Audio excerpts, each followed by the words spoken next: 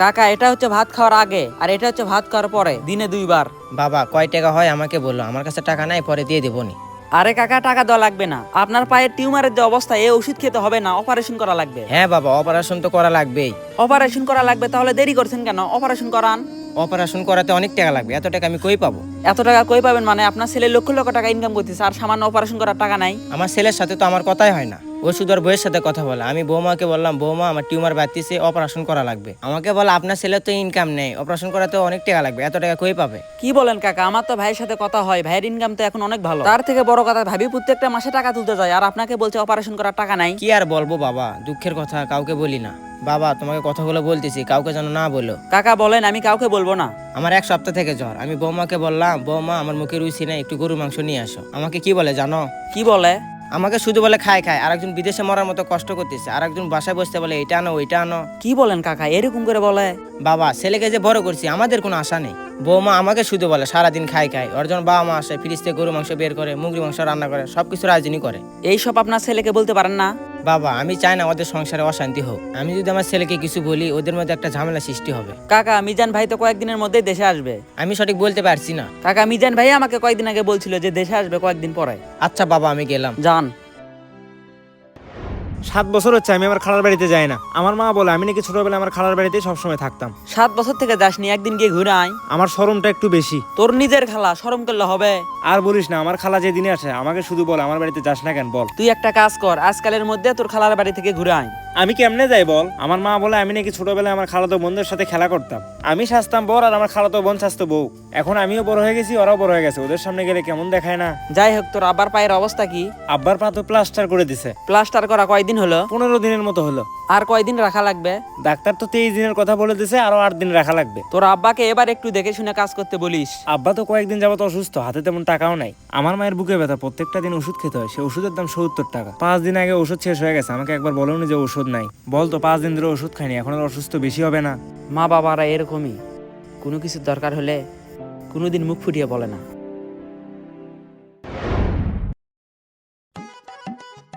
মানুষের বাড়ির সামনে আর কত থাকবি?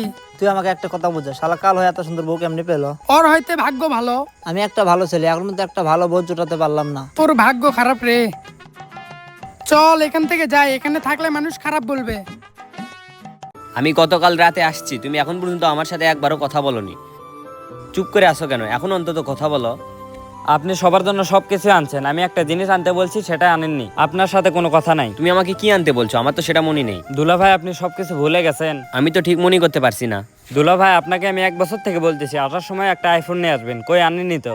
ও এই ব্যাপার, আমি তো আইফোন আনতে চাইছিলাম, কিন্তু আইফোন আনলে তো তুমি চালাতে পারবে না। চালাতে পারবো না মানে? আইফোন তো বাংলাদেশে অফিসিয়াল ভাবে আসে না, আনঅফিসিয়াল ভাবে আসে। ডিসেম্বর মাসে তো সকল আনঅফিসিয়াল আইফোন বন্ধ হয়ে যাবে, এই কারণে আনিনি।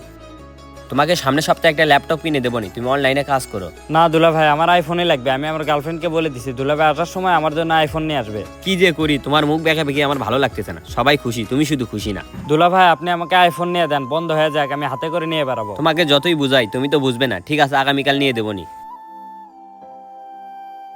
দেখ কয়েকদিন আগে জায়গাটা কি ছিল আর এখন কি হয়ে গেছে। টাকা থাকলে সবই সম্ভব। শুনলাম গতকাল রাতে নাকি মিজান ভাই বিদেশ থেকে আসলো। হ্যাঁ আমিও তো তাই শুনলাম। 10 বছর পরে বিদেশ থেকে আসলো, টাকা পয়সা তো ভালোই করছে। 10 বছর প্রবাসে কষ্ট করলো, টাকা তো হবেই। চল মিজান ভাইয়ের সাথে দেখা করে আসি। আমার তো হবে না রে, আমার তো কিছুক্ষণ পরে কোচিং এ যাওয়া লাগবে। তুই কোচিং এ এখনই যাবি? হ্যাঁ আমার 3টা থেকে কোচিং আছে। তাহলে আর কি করার। আমি কোচিং থেকে আসি, সন্ধ্যার সময় যাবো নি দেখা করতে। আচ্ছা ঠিক আছে। প্রথম 2 বছর অনেক কষ্ট করছি, কিন্তু কোনো কাজ পাইনি। 2 বছর কষ্ট করার পর সুখের মুখ দেখছি। প্রবাসে যারা কষ্ট করতে পারে তারাই সফল।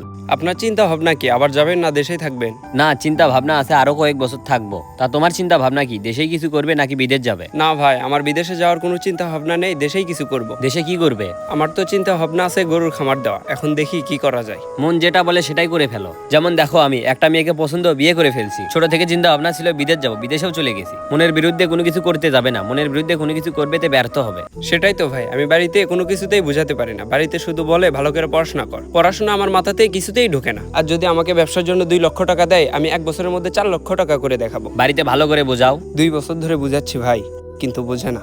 তাহলে তোমার কপাল খারাপ। ভাই আপনি একটা লজিক দেখেন, আমার পড়াশোনা শেষ করতে করতে প্রায় 6 বছর লাগবে, আর চাকরি ধরতে ধরতে আরো 2 বছর। আমি এই 6 বছর কেন নষ্ট করব? এই 6 বছরে যদি আমি ব্যবসা করি 12 লক্ষ টাকার মালিক হয়ে যাব। তোমার চিন্তা ভাবনা সুন্দর, কিন্তু তোমাকে তো কেউ বুঝতেছে না। আচ্ছা থাকো, আমি গেলাম, আমাকে বাজারে যাওয়া লাগবে, বাড়িতে ভালো করে বোঝাও।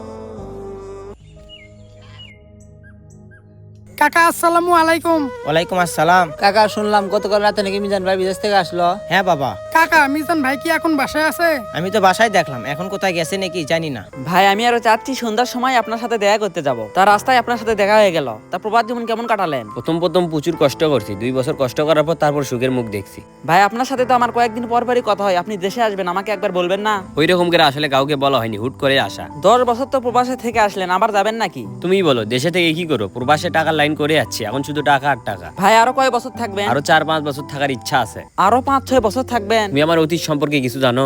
হ্যাঁ ভাই, একটু একটু জানি। তোমরা তো জানোই আমি প্রেম করে বিয়ে করেছি। আমাদের সম্পর্ক আমার শ্বশুর শাশুড়ি কিছুতেই মেনে নেয়নি। ওই সময় আমার কাছে টাকা পয়সা কোনো কিছুই ছিল না, পরে ধার দেনা করে বিদেশে যাই। এখন আমি টাকার মুখ দেখছি, এখন আমার শ্বশুর শাশুড়ি আমাকে মাথায় তুলে রাখে। তাই ভালো থাকতে হলে ভরপুর টাকা কামাতে হবে, এই দেখে আমি আবার প্রবাসে বাড়ি দেবো। ভাই শুনতেছি বাড়ি করবেন? হ্যাঁ, প্রত্যেক প্রবাসীরই তো স্বপ্ন একটা ভালো বাড়ি করা। ভাই বাড়ি করবেন, বাড়ি করতে গেলে তো অনেক টাকা পয়সা লাগবে। টাকা লাগবে লাগুক, টাকা তো আমি কম ইনকাম করিনি। ভাই টাকা কার অ্যাকাউন্টে পাঠান? কেন, তোমার ভাবির অ্যাকাউন্টে? ভাই মন খারাপ করবেন না, একটা কথা বলি। হ্যাঁ বলো। আপনি যে 10 বছর প্রবাসে থাকছেন, কোনোদিন কি আপনার আব্বার আমার খোঁজ খবর নিছেন? হঠাৎ করে তুমি এই কথা বললে? কাকার পায়ে যে টিউমার হয়েছে সেটা কি আপনি জানেন? না তো, আমি তো এই বিষয়ে কিছু জানি না। কেমনে জানবেন? আপনি তো শুধু আপনার বউয়ের সাথে কথা বলেন, আপনার আব্বা আম্মার সাথে কি কথা বলেন? আপনার আব্বা আম্মার বয়স হয়ে গেছে, এই বয়সে একটু ভালো মন্দ খাওয়ার তাদের ইচ্ছা। আপনার বউ আপনার আব্বা আম্মাকে ঠিক মতো খেতেও দেয় না। আব্বার সাথে আমার মাঝে মধ্যে কথা হয়, আব্বা তো আমাকে এই বিষয়ে কিছু বলেনি। বাবা মায়েরা সব সময় সব কথা বলতে পারে না, তাদের অন্তরের কথা বুঝে নিতে হয়। কাকা আপনার বউকেই তো বলছে আমার পায়ে টিউমার হয়েছে, অপারেশন করা লাগবে। আপনার বউ নাকি বলছে আপনার ইনকাম নাই। তুমি বলো, আমার জন্মদাতা পিতাকে কি আমি অবহেলা করবো? আমার বউ তো আমাকে এসবের কিছুই জানায়নি। এখন তো জানলেন, কাকাকে ভালো ডাক্তারের কাছে নিয়ে যান। এখনই নিয়ে যাবো, চলো। প্রত্যেকটা প্রবাসী ভাইদেরকে আমি একটাই মেসেজ দিব, দেশে আপনার বাবা মা কেমন আছে অবশ্যই খোঁজ খবর নেবেন। ভিডিওটি কেমন হয়েছে অবশ্যই কমেন্ট বক্সে একটা সুন্দর মন্তব্য করে যাবেন। দেখা হবে নেক্সট ভিডিওতে, সবাই ভালো থাকবেন।